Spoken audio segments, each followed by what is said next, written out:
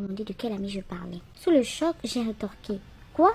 Vous étiez à 3 depuis que vous êtes arrivé. Le 30 août dernier, j'ai été témoin d'une scène troublante qui continue de hanter mon esprit. Nous avons célébré le 30 août dernier dans le quartier, veillant jusqu'à l'aube.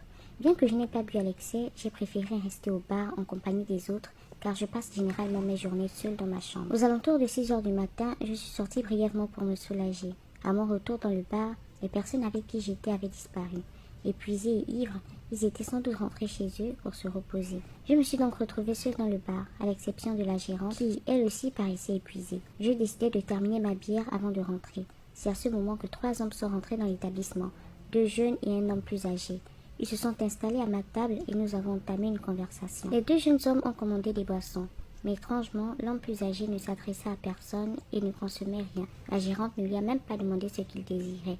Et lui, de son côté, n'a cessé de me fixer d'une manière qui m'a mise mal à l'aise. Puis, il s'est levé et a quitté le bar comme s'il avait besoin de s'isoler. Intriguée, j'ai demandé à l'un des jeunes hommes pourquoi leur ami semblait contrarié. Leur réponse a été des plus déconcertantes. Ils m'ont demandé de quel ami je parlais. J'ai alors mentionné l'homme plus âgé qui s'était assis à côté d'eux. À cet instant, j'ai pressenti un frisson glacé me parcourir le corps, lorsque les 2 jeunes hommes m'ont affirmé qu'ils étaient seuls depuis leur arrivée dans le bistrot. Sous le choc, j'ai rétorqué. Quoi? Vous étiez à 3 depuis que vous êtes arrivé. L'un d'eux m'a alors calmé, me suppliant de ne pas crier et de ne pas attirer l'attention des autres clients. Il m'a demandé de suivre à l'extérieur. Une fois dehors, il m'a révélé qu'il savait parfaitement de qui je parlais.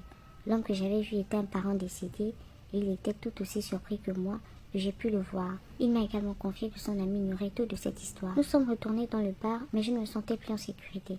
Un tremblement irrépressible s'est emparé de moi et j'ai décidé de rentrer chez moi pour essayer de me reposer. Faites attention à vous. Certaines personnes sont accompagnées d'esprits et il arrive que seuls quelques privilégiés puissent les apercevoir. Prenez garde, je vous en prie. J'étais la seule à voir cette entité. Le jeune homme qui s'est ouvert à moi ne la voyait pas, mais il était conscient de sa présence. Il m'a expliqué que cet esprit était une sorte de protecteur. Après cet échange, je n'avais plus envie de parler. Je suis rentrée chez moi, mais je vous assure que j'ai vraiment cru que j'allais perdre la raison. Je rappelle que les faits se déroulent dans un quartier de Libreville, au Gabon.